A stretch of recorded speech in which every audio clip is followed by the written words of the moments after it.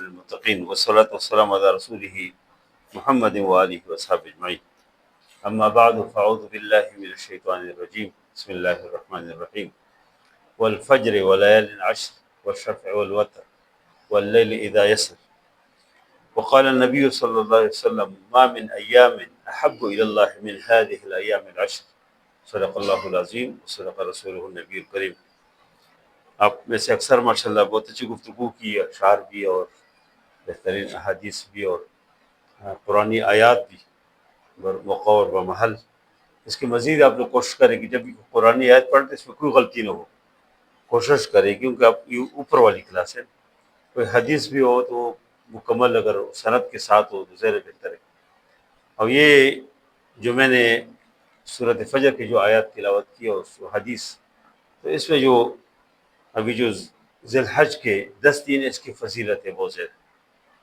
اور نبی کریم صلی اللہ علیہ وسلم فرمائے کہ تمام ایام میں سب سے بہتر ایام جو ہے یہ 10 دن ہے. یہ فجر میں جو والفجر ولیال عشر، یہ لیال عشر کے نیچے مفسرین اکثر کہتے ہیں کہ سے یہی 10 دن مراد ہے ذی الحج کی.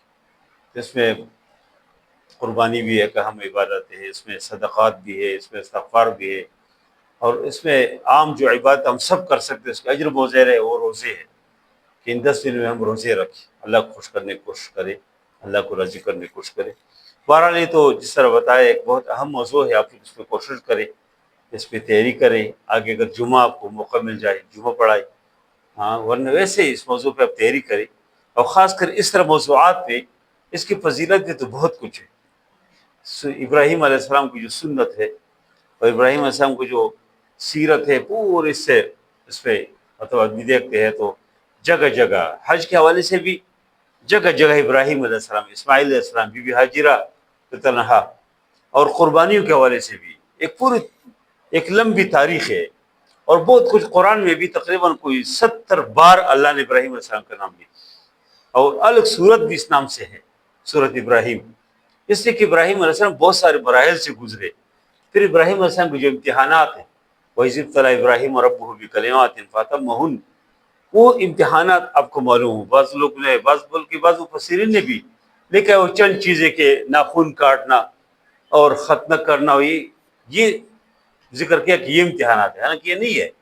ابراہیم علیہ السلام جتنی مشکلات سے گزرے کہ والد کا مقابلہ کیا، اس نے بادشاہی وقت کا مقابلہ کیا، اس نے گھر بار چھوڑ کے نکلے، اپنے بیوی بچوں کو بھی ابو گیا جگہ میں چھوڑ کے جا رہے، بہت سارے مراحل سے گزرے. وہ امتحانات آپ کوشش کریں کہ لوگوں کے سامنے آ جائے. اس کے علاوہ یہ ہے کہ قربانی کے حوالے سے اس طرح موسیٰ نے بتایا، اس پہ جو اعتراضات ہیں وہ آپ کو معلوم ہو کہ لوگ کیا کیا اعتراضات کرتے ہیں. واقعی جو مستشرقین ہیں وہ کہتے ہیں اس کی ضرورت کیا ہے کہ آپ لوگ اتنے جانور ضائع کرتے ہیں، اتنے پیسے خرچ کرتے ہیں، اس کی ضرورت کیا ہے. یہ سوالات، اس کے جوابات مولانا مودودی رحمہ اللہ نے تفہیم القرآن کے اندر بھی اس میں بہت تذکرہ کیا. اور خاص کر اس کی جو مختصر قسم کے ایک پیمفلٹ ہے، اب اس کا مطالعہ ضرور کریں. اس دور کی جتنے سوالات ہیں جو قربانی کے حوالے سے لوگ کرتے ہیں، اعتراضات کرتے ہیں، کسی جانور کم ہو جاتے ہیں، حالانکہ جانور میں اضافہ ہوتے ہیں. دیکھو بکری کے 2 بچے پیدا ہوتے ہیں نا زیادہ سے زیادہ، اور کتی کے بچے کتنے پیدا ہو جاتے؟ 7. لیکن دیکھو اس کی تو کوئی ریوڑ کسی نہیں دیتا، بکری کی تو ریوڑ ہے.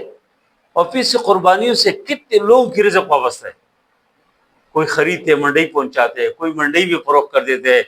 ادھر پھر کتنے لوگ ہیں جو چائے فروخت کرتے ہیں، کتنے لوگ ہیں جو اور کام کرتے ہیں، اس جانوروں کو پالتے ہیں. پھر کتنے لوگ ہیں جو چمڑے کو، اس کے بعد پھر کسائی کو، یعنی پورے ہر قسم کے لوگوں کے ساتھ رزق وابستہ ہے. اور کتنے اس پہ اضافہ ہوتے ہیں، ہر سال مزید اضافہ ہوتے ہیں الحمدللہ. اس میں بہت خیر ہے، بہت برکت ہے قربانیوں میں. تو انشاءاللہ اس حوالے سے آپ لوگ کوشش کریں کہ آپ لوگ اس حوالے سے مولانا مودودی رحمہ اللہ کی اس پمفلٹ کو ضرور پڑھیں، تاکہ جہاں آپ جائیں گے عید میں آپ کو موقع مل جائے گفتگو کرنے کا، یا ابھی آئندہ جمعہ درمیان میں ہے اس میں، یا کسی بزم ادب میں، تو یا عوام مجلس پہ بھی بیٹھے ہوتے ہیں، لوگ اعتراض کرتے ہیں، آپ کے پاس اس کے جوابات ہو. تو چلو آج ہم نے طے کیا تھا کہ آج ہم جائیں گے باہر، ہاں، اور پہلے سے میرے ذہن میں تھا کہ ہم باہر کوئی پروگرام رکھیں، لیکن معلوم ہوا کہ 8 بجے کے بعد ہوٹل والے بٹھاتے نہیں. ہاں، تو ابھی اگر ہم جائیں گے بھی تو اس کا یہ ہوگا کہ نہیں، نہیں ہو سکتے. نہیں 8 بجے طے کیا. وہ پھر یہ کرتے کہ آپ کو یہ کہیں گے کہ اندر وہ گیٹ بند کرتے کہ اندر بیٹھو. تو اگر آج لوگ بھی پوری طرح نہیں ہے, پیسے بھی جمع نہیں ہے, اگر ہم اس طرح طے کریں, اگر ہم اس کو